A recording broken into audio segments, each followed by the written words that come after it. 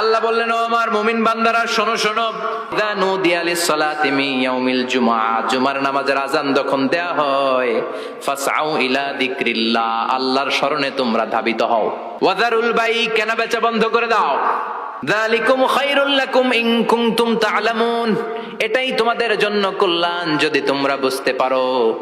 জুমার নামাজের আযান যখন হয়, ফাসআউ ইলা যিকরিল্লাহ, আল্লাহর স্মরণে তোমরা বের হয়ে যাও। আল্লাহু আকবার।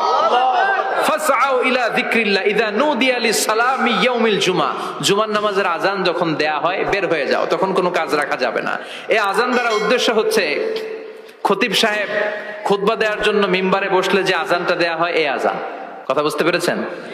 কিন্তু দুর্ভাগ্যজনক হলে সত্য, আমাদের বাংলাদেশে এই আযানটা কেন যেন মুয়াজ্জিন ভাইরা ইমাম সাহেবের সামনে এসে আস্তে আস্তে দেয়, ছোট ছোট করে ইমাম সাহেবের মুখের উপরে দেয়, মাইকে দেয় না। এটা পাইছে কই?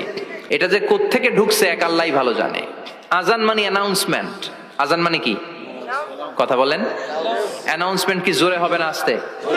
তো সব আযান মাইকে এত সাউন্ড করে, এই আযানটা ইমাম সাহেবের মুখের সামনে এসে ছোট ছোট করে কেন দেয়? এটার কোনো দলিল আছে বলে আমার জানা নাই। এই আযানটাও মাইকে হতে হবে।